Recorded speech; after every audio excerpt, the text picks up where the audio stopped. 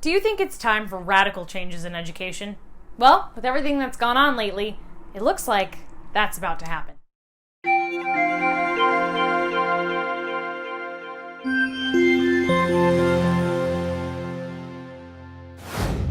Hello, I'm Samantha from Learning Success, and this video is about what the future of education might look like. We know that parents are very concerned about education today.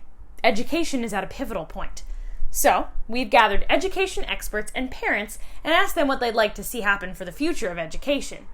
We are gathering the best ideas to help guide education as it adapts to the world today.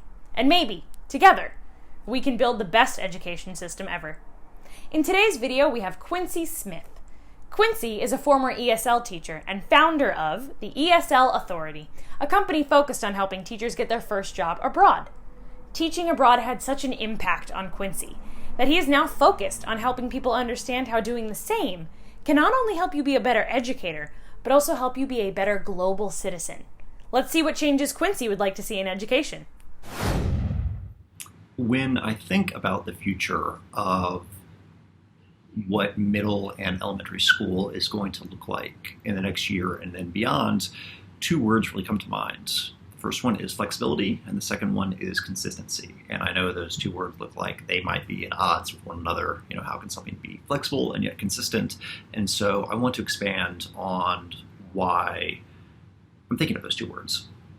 So flexibility in the context of education, especially in today's modern education, is adaptability. Schools need to have the ability to move classes online in a repeatable and, again, consistent manner. And so when things come up, whether it's weather, whether it is the virus, as we're seeing now with COVID-19, whether it is days that would usually be taken off school entirely, they are now going to have the option to move learning online. And I know we're still in the infancy of this movement, but I truly believe that online education is here to stay.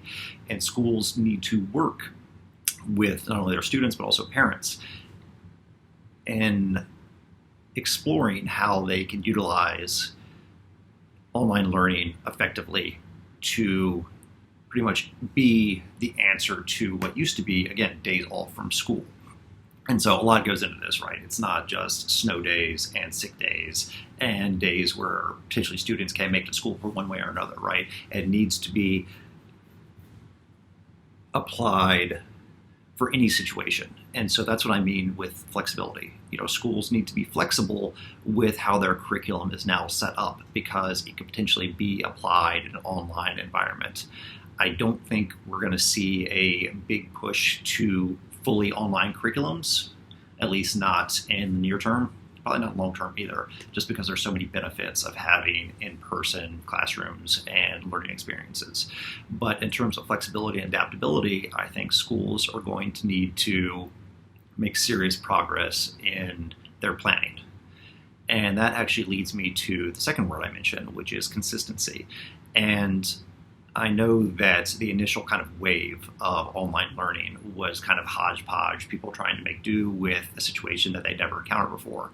But moving forward, if schools want to be as effective as possible in an online environment, they need to have a consistent plan on how online learning is going to be implemented, not only within their school, but within their school system. Because as kids make their way from elementary to middle to high school, even higher learning, they need to have a consistent experience. And so, yes, while online learning is incredibly flexible, what I mean by consistency is to fully adopt one single program that your school is going to use.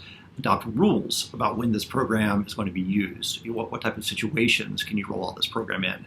What type of training is going to be used? This is going to be a hugely intensive project to get schools on board and school systems on board with what their online learning experience is going to look like for students, right? Because everything changes, not only the teaching, but also the grading, the submission of classwork, things like that. And so it needs to be as consistent and reliable as possible because it's going to become a big part of the future of these students' educations. And it's going to be a lot easier and a lot more effective if it is consistent from when they start using it to when they finish using it. Otherwise, it's going to have, a ton of disadvantages when planned correctly, it could be hugely advantageous. And so what I'm thinking this looks like is a school or a school system that says, hey, we're going to adopt program A. Here's how it works. Here's how new students are going to be trained on it. Here's what teachers need to know. Here's how they're going to be trained on it. Here's how parents who are going to be supervising these students are going to be trained on it, and how they can kind of explore what their students or what their kids are learning. And so it's this whole process of what the learning program looks like from an online perspective. And so when we talk about consistency, you're going to have so much more success with a program like this if it's applied evenly, fairly, consistently across all schools in your school system.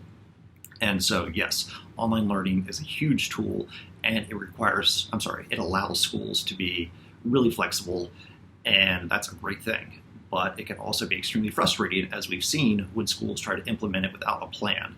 And so I think moving forward, if you're a parent, if you're a teacher, if you're a student, when you look at schools, curriculum, education systems, make sure to ask, what does this look like from an online perspective? What are you guys doing to ensure quality learning environment online?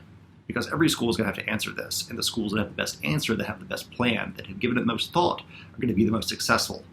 And I think schools, if they want to be even further successful, are going to spend the time so they know the answer to these questions, and everyone's happy. The schools have the students, the parents, the teachers have a good experience, and the schools have happy students, have productive students, and they're learning, and it's because they put the time in up front to get everything correct.